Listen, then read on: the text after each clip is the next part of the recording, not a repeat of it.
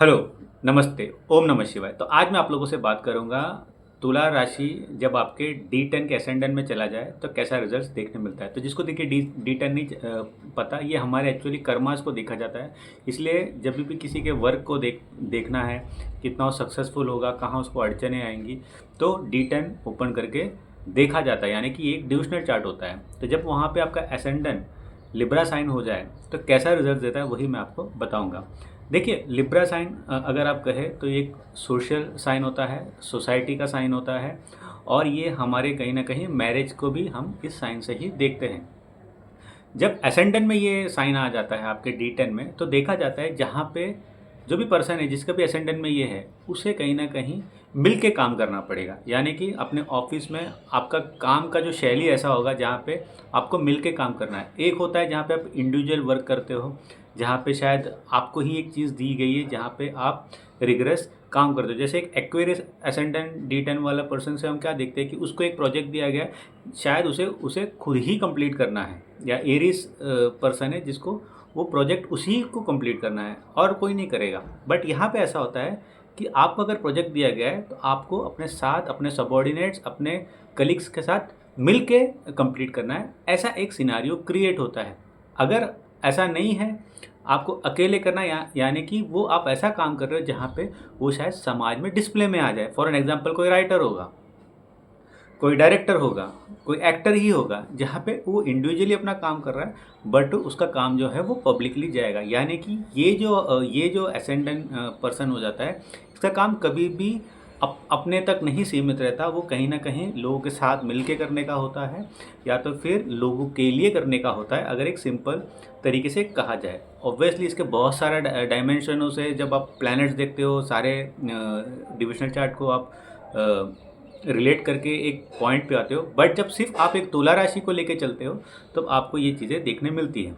दूसरी चीज़ें, main main जब आपका देखिए कर्मा से रिलेटेड तुला राशि हो जाता है, यानी कि असेंडेंट में ये हो जाता है, तो आपको समझना पड़ेगा कि आपको हमेशा लाइफ में एक बैलेंस करके चलना पड़ेगा। यानी अपने कर्मा को हमेशा बैलेंस रखना पड़ेगा। आपके वर्क प्लेस में हर चीज़ को बैलेंस करना पड़ेगा। यानी कि अगर आप एक सेल्स मैनेजर हो जिसके अंडर 10 लोग काम कर रहे हैं, आपकी एक टीम है जहाँ पे आपको सबके साथ एक तरीके का बिहेव करना पड़ेगा, एक तरीके से उनको साथ लेके चलना पड़ेगा।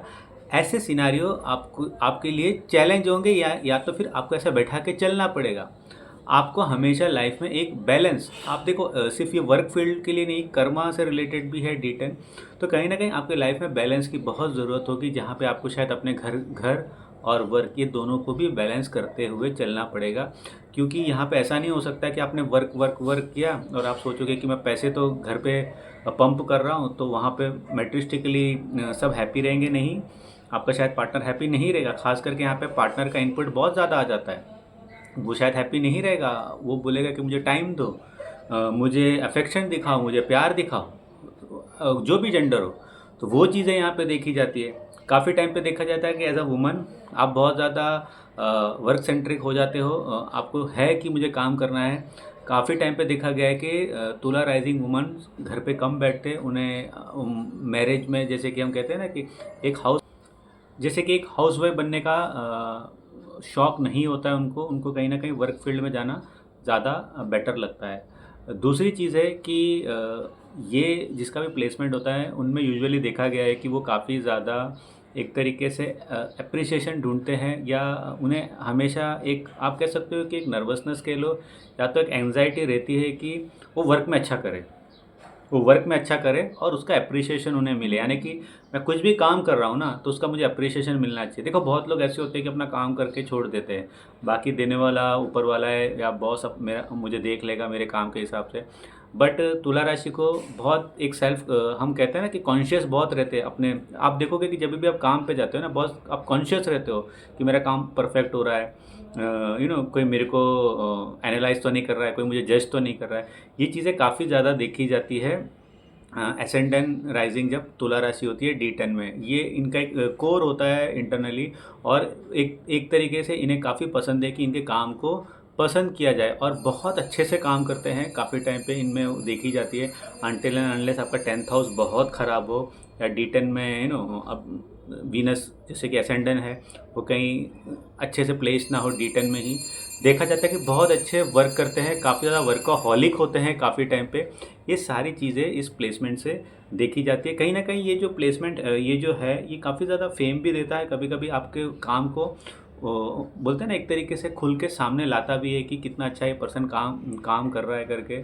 ख़ास करके यहाँ पे कोई ट्रांज़िट चल रहा हो तब देखा जाता है उस चीज़ों को। जैसे कि आपका वीनस कभी एक्टिव होता है थ्रू महादशा, या फिर तुला राशि में ही कहीं ट्रांजिट हो रहा है कोई अच्छे प्लैनेट्स का, जैसे सैटर्न एक्सॉल्टेड हो गया, अभी तो बहुत टाइम लगेगा वो घूम के आने के लिए, काफ़ी टाइम है। बट अगर जुपिटर ट्रांजिट कर ले या तो फिर शॉर्ट टर्म के लिए कोई प्लैनेट ट्रांजिट कर ले, वो पीक पॉइंट होता है। पीक पॉइंट होता है तुला राइजिंग के लिए जिसका भी D10 में है। बट ये प्लेसमेंट काफ़ी ज़्यादा दिखाता है कि जो पर्सन अपने काम को लेके बहुत ज़्यादा पैशनेट होता है, शायद काफ़ी टाइम पे एक मैरिड लाइफ से ज़्यादा अपने वर्क का जो है ना, वर्क प्लेस को ज़्यादा इम्पोर्टेंस देता है। उसका बस जले तो वो अपने वर्क को आप कह सकते हो कि घर पे भी लेके आ सकता है, मतलब कि आप एक बार घर पे आ गए फिर घर पे बैठ के भी वो पर्सन काम करने लग गया। तो उतना शायद अपने वो काम को पसंद करते हैं अगर वो अपने इच्छा के हिसाब से काम करते हैं।